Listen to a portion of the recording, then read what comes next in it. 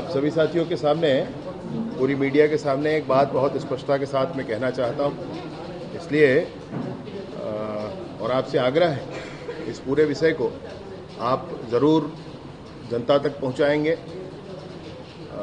सारे ऐसे लोग जो चिंतित होते हैं हमारे प्रदेश के लॉ एंड ऑर्डर और सारी स्थितियों के लिए, उन तक भी पहुँचाएंगे।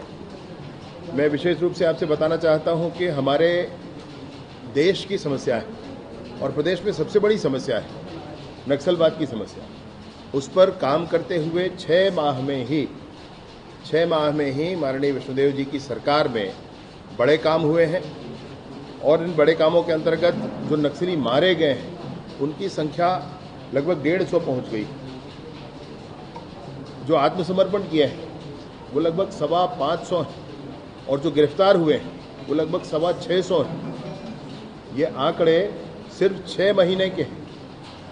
उन आंकड़ों में विगत 5 वर्षों के और आंकड़े मैं आपको उपलब्ध करा रहा हूँ। एक शीट आपको उपलब्ध कराऊंगा, उसमें 5 वर्षों के, वो वर्ष भर के उनके आंकड़े इन 6 महीनों के आंकड़ों के सामने छोटे हैं। मैं कहना ये चाहता हूँ कि इस विषय पर जितनी गंभीरता से विष्णुदेव जी की सरकार ने काम किया है, ये पूरी बात ये आंकड़े आपसे कह सकते हैं। दूसरा एक बड़ा मसला है जिसके लिए मैं आपके साथ एकत्रित हुआ हूं, वो ये है कि अभी जो नई सरकार बनी है, नई सरकार बनने के बाद एफआईआर नहीं हुआ करता था पहले विगत सरकार में।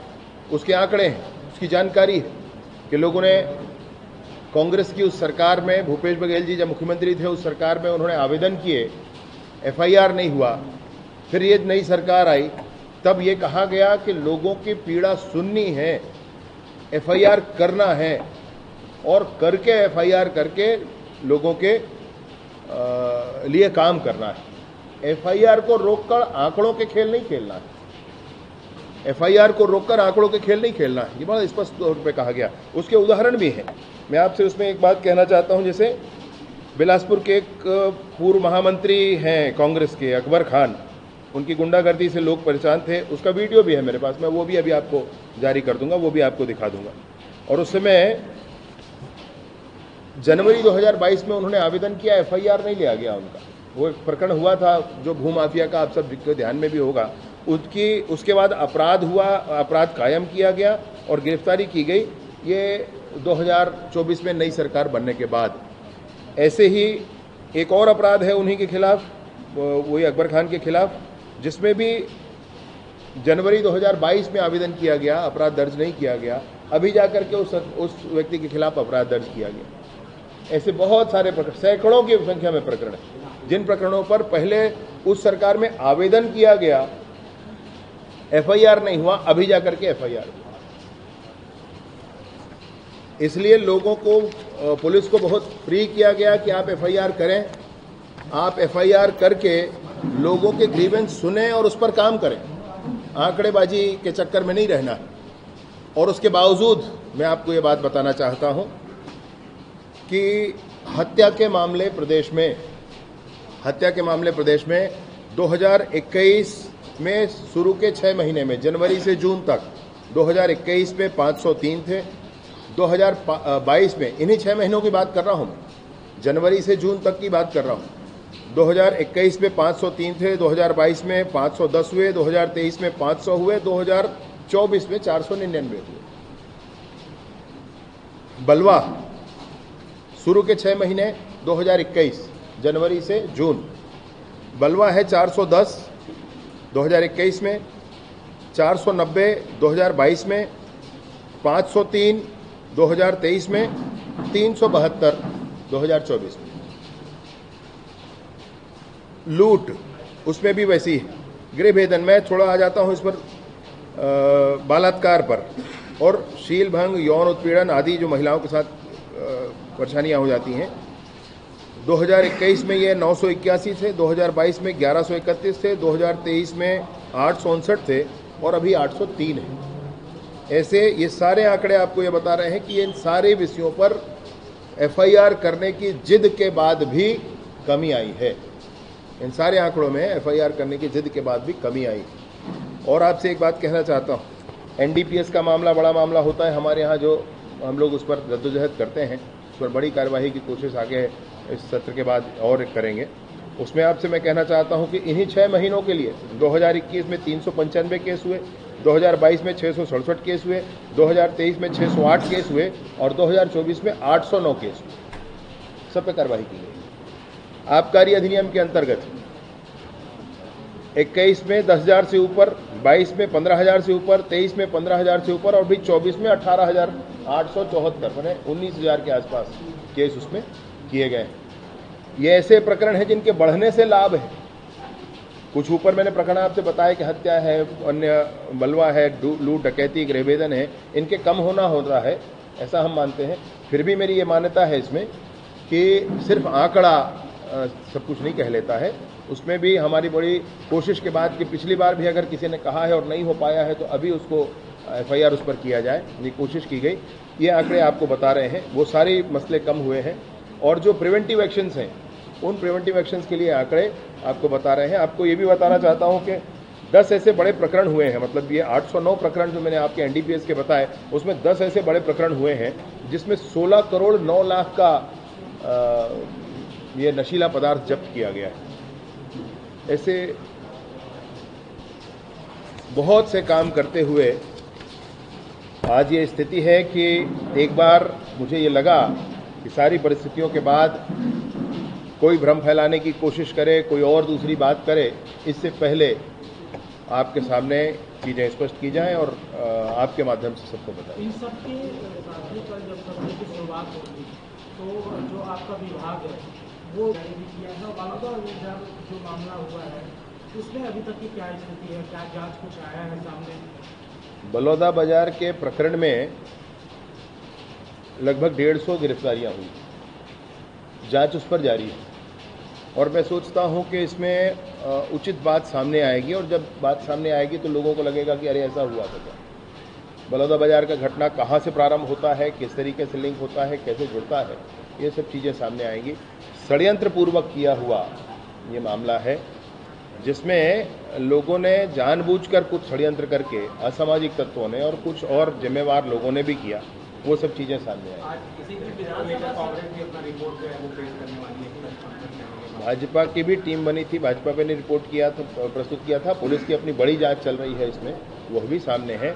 और मैं एक बात आपसे कहना चाहता हूं कि कुछ बातें ऐसी आई कि जब बड़ा अभियान था तो कुछ ऐसे लोग गिरफ्तार हो गए पुलिस में जो निर्दोष हैं। इस तरह की बात आई तो तुरंत ही माननीय मुख्यमंत्री जी से चर्चा करके उनके निर्देश पर एक टीम का गठन किया गया था जिसमें 5 सदस्य थे।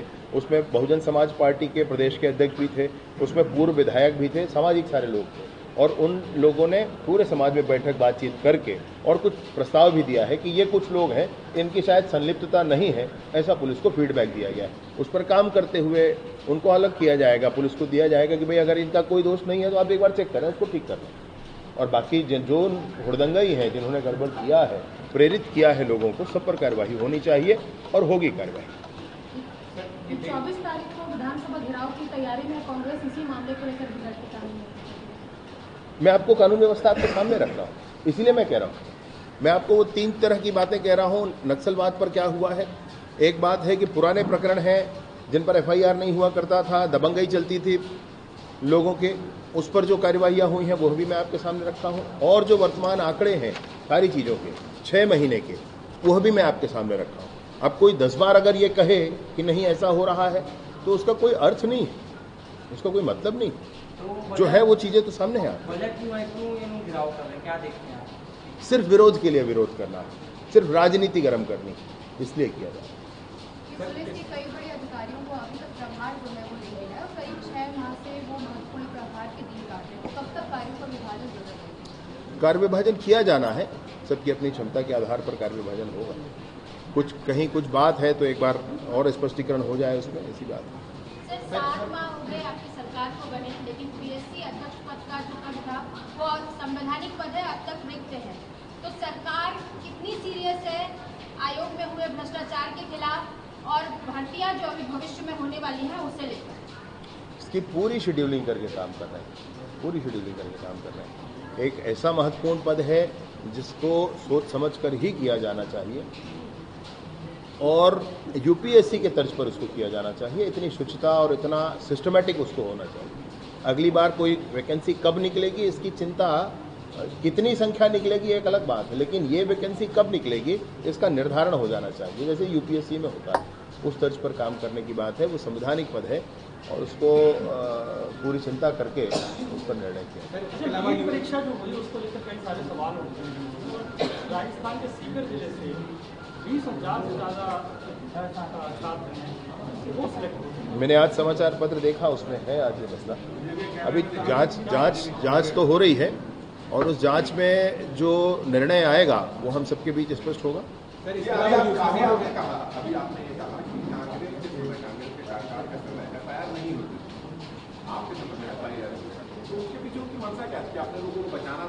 मैंने उदाहरण दिया आपको, मैंने उदाहरण दिया। कांग्रेस के महामंत्री एक हैं अकबर खान, जो जमीन का काम करते थे, जिनके कारण 2 लोगों ने आत्महत्या कर ली। मैं एक वीडियो भी आपको प्रदर्शित करना चाहता हूँ।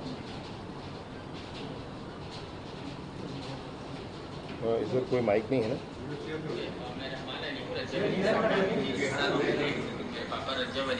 अकबर खान और सैयद हुसैन के कारण सुसाइड किया था। ये भूमाफिया रिश्ती सीटर है जो बार बार आके हमारी ज़मीन में आके 15-20 लड़के को लेके आके मेरे अब्बू को धमकी चमकी देते थे और मैं अब्बू इससे परेशान होकर एक दिन वो सुसाइड कर लिए।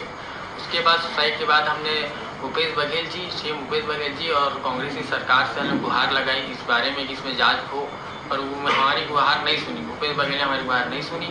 उसके बाद हम बहुत परेशान थे और परेशान बहुत थे। उसके बाद धीरे से फिर भाजपा की सरकार आई, विष्णु देसाई जी की सरकार आई। उसमें फिर एसपी साहब को निर्देश आया, बिलासपुर एसपी साहब को, फिर इसमें एफआईआर हुआ हमारे केस में। इस एफआईआर होने के बाद आज अकबर खान जेल के सलाखों के पीछे है और हमें उम्मीद है कि ऐसे परंतु अभी जाकर के एफआईआर हुआ और कार्रवाई हुई। सर, उसके अलावा देश में जो कांवड़ यात्रा को लेकर डिसीजन लिया गया है, उसको लेकर आदित्य ठाकरे कह रहे हैं कि ये लोगों के बीच दूरी पैदा करने के लिए भाजपा का एक प्रयास। नहीं, दूरी पैदा करने वाली बात नहीं है। मसला मुझे ये लगता है कि अगर आप किसी धार्मिक अनुष्ठान में हैं तो आपकी मान्यताओं के अनुरूप आपको व्यवस्था मिलनी चाहिए। इन सब मामलों में जो अधिकारियों ने एफआईआर नहीं किया उन पर भी कार्रवाई होगी। जांच करना पड़ेगा पहले तो, किन किन कारणों से नहीं हुई, अधिकारियों ने नहीं किया, किसके निर्देशन पर नहीं किया, बहुत सारी बातें हैं। जांच निकलेगी तो दूर तलक जाएगी। सर, क्या छत्तीसगढ़ में भी जो कांवड़ यात्रा का जो रूट है, वहाँ जो दुकानें हैं उनके नाम पहचान बताने का ऐसा कोई आदेश दिया? छत्तीसगढ़ में कांवड़ यात्रा बहुत सिस्टमेटिक हो जाए, इसके लिए एक प्रयास और किया जा रहा है। 1 आध दिन में आपके सामने स्पष्ट होगी बात। बाकी व्यक्तिगत तौर पर आप कहें तो मुझे ये लगता है कि ठीक है, मतलब स्पष्टता थोड़ी होनी चाहिए कि भाई कहाँ कैसा भोजन मिलेगा। मांसाहार और शाकाहार एक साथ ही है तो स्पष्ट करना चाहिए कि मांसाहार और शाकाहार दोनों है भाई, उनके किचन अलग हैं कि नहीं। अनुष्ठान करने वाला जो कांवड़ यात्रा बड़ी परिश्रम, बड़ा श्रद्धा भाव से जाते हैं, उनको स्पष्ट हो जाना चाहिए। पूर्व मुख्यमंत्री भूपेश बघेल ने राष्ट्र को पत्र लिखा हुआ है गोरखनाथ मामले को लेकर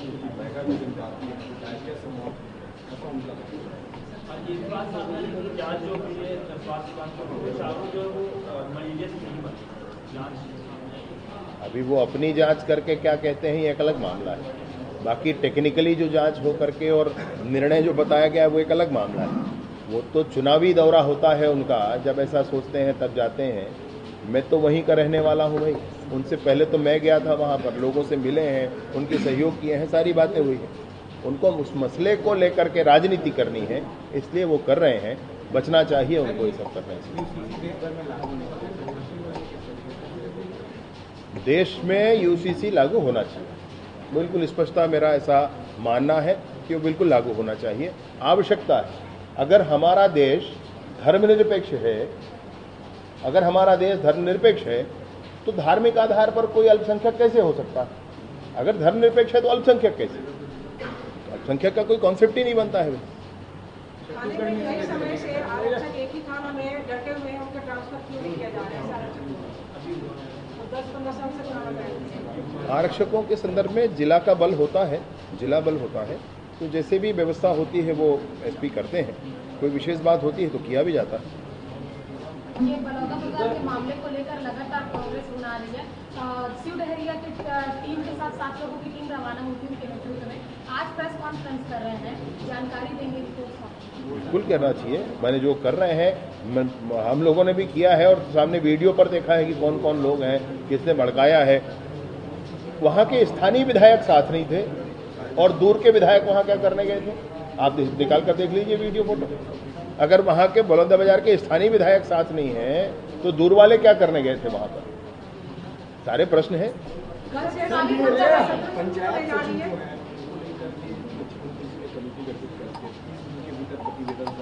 नहीं, समय नहीं है भैया, कोई 30 दिन नहीं कहा मुख्यमंत्री जी ने, उसका लंबा अध्ययन है, उसका कितना इकोनॉमिक इफेक्ट आएगा सब कुछ लेकर के करना है।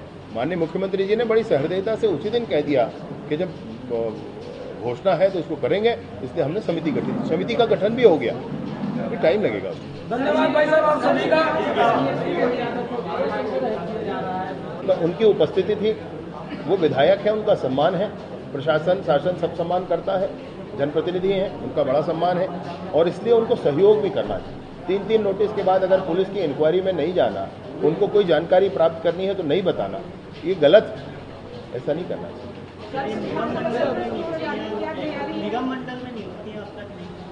माननीय मुख्यमंत्री जी का विशेषाधिकार है, करेंगे। आप सभी का बहुत बहुत धन्यवाद किया जाएगा, उसका अनुमोदन भी होगा। विधानसभा सत्र में पूरे 1 हफ्ते का सत्र है, उसमें सारे विषयों सारे विभागों की चर्चा भी है। गृह विभाग की भी चर्चा 24 तारीख को होनी है, मेरे और विभाग पंचायत की भी चर्चा 24 तारीख को होनी है। बहुत से प्रश्न आए हैं और उस प्रश्नों का समुचित जवाब प्रस्तुत किया जाएगा।